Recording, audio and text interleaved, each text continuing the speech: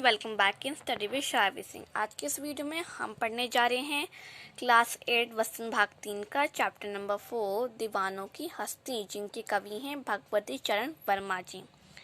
सबसे पहले हम इस कविता के बारे में जान लेते हैं कि इस कविता में कवि ने अपने प्रेम से भरे हृदय को दर्शाया है, क्योंकि कवि का स्वभाव बहुत ही प्रेमपूर्ण है। सभी संसार के व्यक्तियों से वे प्रेम करते हैं और खुशियाँ बांटते हैं। यही सब इस कविता में दर्शाया गया है। वो अपने जीवन को अपने ढंग से जीते हैं, मस्त मौला है, चारों ओर प्रेम बांटने का संदेश देते हैं और इस कविता के द्वारा एक सीख देते हैं कि हम सबके साथ प्रेमपूर्ण व्यवहार करना चाहिए, हमें वे खुशियों का संचार करना चाहिए। तो चलिए कविता को पढ़ते हैं।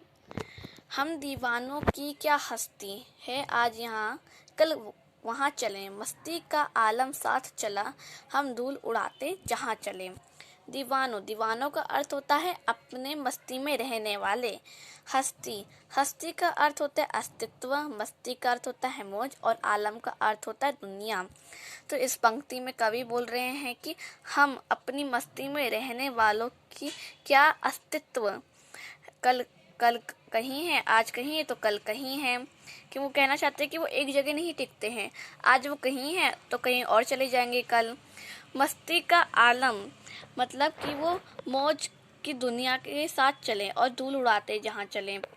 इसका भावार्थ हुआ कि दीवानों की हस्ती, कविता के इन पंक्तियों में कवि कहते हैं कि दीवानों की कोई हस्ती नहीं होती, अर्थात वो इस घमंड में नहीं रहते हैं कि वो बहुत बड़े आदमी हैं और ना ही उन्हें किसी चीज़ की कमी का कोई मलाल होता है। कवि खुद भी एक दीवाने हैं और बस अपनी मस्ती में मस्त रहते हैं। उनकी इस मस्ती और खुशी के आगे गम टिक नहीं पाता है और धूल की तरह उड़नछू हो जाते हैं। तो कवि क्या कह रहे हैं इसमें कि वो दीवाने हैं, क्या है, वो एकदम खुश मस्त मौला इंसान हैं। मस्त मौला उन्हें कहते हैं जो सदैव खुश रहते हैं और उन्हें कोई भी घमंड नहीं रहता कि वो कितने अमीर है, या उन्हें किसी चीज़ की मलाल नहीं होती। वो खुद दीवाने हैं और बस अपनी मस्ती में मस्त रहते हैं। उनकी इस मस्ती और खुशी के आगे जो दुख है वो टिक नहीं पाता और धूल उड़ाते उड़न छू जाते हैं, अर्थात कहीं चले जाते हैं कि आज कहीं है तो कल वो कहीं हैं। आए बनकर उल्लास अभी, आंसू बनकर बह चले, अभी सब कहते ही रह गए, अरे तुम कैसे आए, कहाँ चले। तो देखिए वो खुशी बनकर आते, एक तरह से खुशी बन के लोगों के खुशी के मारे आंसू नहीं आ जाते, वो आ जाते हैं, हर तरह खुशियाँ फैला देते हैं। लेकिन जबकि जो कवि का जो स्वभाव है वो घुमक्कड़ है, तो वो कहीं और चले जाते हैं। जब वो कहीं और चले जाते हैं तो सारे लोग बोलते हैं कि वो कैसे आए और कहाँ चले गए। तो इसका जो भावार्थ है वो इस प्रकार हुआ कि दीवानों की हस्ती की इन पंक्तियों में कवि ने कहा है कि दीवाने मस्त मौला लोग जहाँ भी जाते हैं वहाँ का माहौल खुशियों से भर जाता है। फिर जब वो उस जगह से जाने लगते हैं तो सब काफ़ी दुखी हो जाते हैं। लोगों को उनके जाने का पता तक नहीं चलता है। वो तो मन में ही अफसोस करते रह जाते हैं कि उन्हें मालूम ही नहीं हुआ कि कभी आए और कब चले गए। इस प्रकार कवि कह रहे हैं कि एक जगह टिक कर रहना उनका स्वभाव नहीं है। उनका स्वभाव क्या है, घुमक्कड़ है, उन्हें घूमते रहना पसंद है, इसलिए वो अक्सर अलग अलग जगह आते जाते रहते हैं। अभी हमारा अगला पंक्ति है, किस और चलें यह मत पूछो, चलना है बस इसलिए चलें, जग से उसका कुछ लिए चलें, जग से अपना कुछ दिए चलें। वो कह रहे कि ये मत पूछो कि हम कहाँ जा रहे हैं, बस चलना है। कि वो कह रहे कि मुझसे पूछो मत कि मैं कहाँ जा रहा हूँ, बस मुझे चलना है ज़िंदगी में। संसार में उसका कुछ लिए चलना है और संसार में अपना कुछ दिए चलना है। इसका क्या भावार्थ हुआ। दीवानों की हस्ती कविता में आगे कवि कहते हैं कि मुझसे मत पूछो मैं कहाँ जा रहा हूँ, मुझे तो बस चलते रहना है, इसलिए मैं चले जा रहा हूँ। मैंने इस दुनिया से कुछ ज्ञान प्राप्त किया है, अब मैं उस ज्ञान को बाकी लोगों के साथ बांटना चाहता हूँ, इसलिए मुझे निरंतर चलते रहना होगा।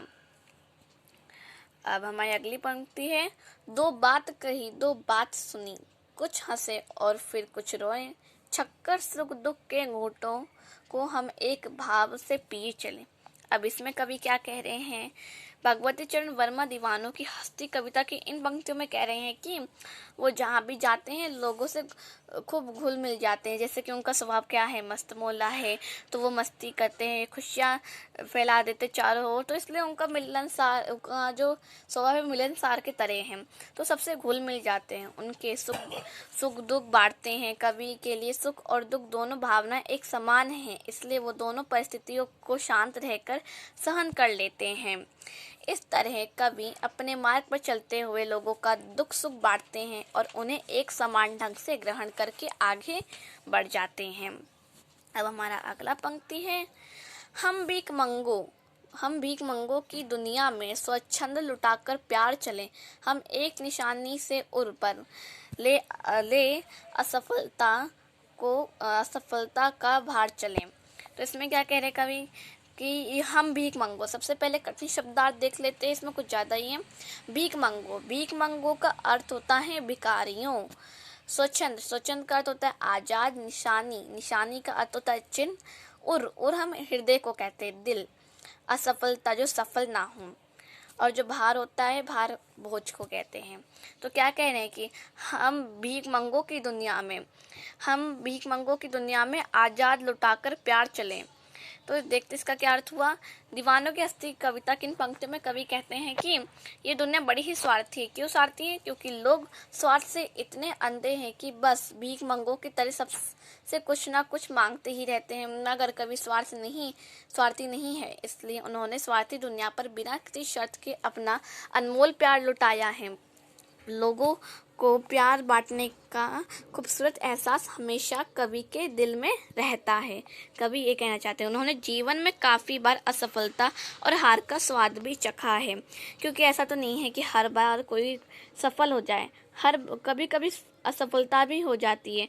तो वही है कि काफ़ी बार असफलता और हार का स्वाद भी चखा है कवि ने, लेकिन इसका बोझ उन्होंने कभी किसी दूसरे व्यक्ति पर नहीं डाला। जैसे बहुत लोग असफल हो जाते तो वो अपना मतलब कि जो उनकी गलती होती है, जो उनका दोष होता है, किसी और पे डाल देते, लेकिन कवि ऐसा नहीं करते हैं। इस तरह कवि ने स्वार्थी दुनिया को भरपूर प्यार दिया है और अपनी नाकामयाबी का भार हमेशा स्वयं ही उठाया है। अब हमारी अगली पंक्ति है कि और ये आखिरी पंक्ति है, चलिए देखते हैं। अब अपना और पराया क्या, आबाद रहे रुकने वाले, हम स्वयं बंधे थे और स्वयं हम अपने बंधन तोड़ चले।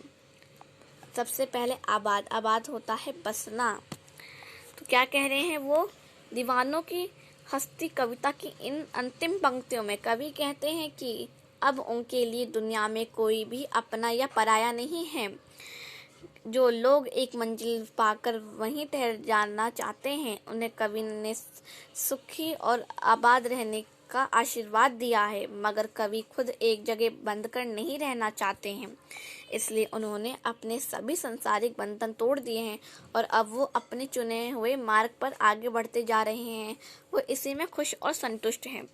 बहुत लोग क्या करते हैं, अगर उन्हें एक मंजिल मिल जाती है तो वहीं ठहर जाते हैं और कवि उनको सुखी और आबाद रहने का आशीर्वाद दे जाते हैं। लेकिन जो खुद कवि हैं वो चलते रहते हैं और आगे बढ़ते रहते हैं।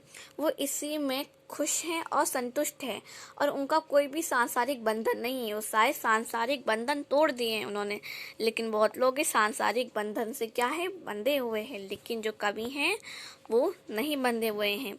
वो बस कह रहे हैं कि उन्हें अपने जीवन में चलते रहना है और आगे बढ़ते रहना है। जग में कुछ छोड़ के जाना है और कुछ लेके जाना है। कोई अपना या पराया नहीं होता है। हमें कभी भी स्वार्थी नहीं होना चाहिए। कवि इसी कविता में हमें बहुत सारी चीज़ें बताते हैं। तो ये थी हमारी कविता। कैसी लगी? अच्छी लगी लाइक सब्सक्राइब करिएगा वीडियो को। Thank you.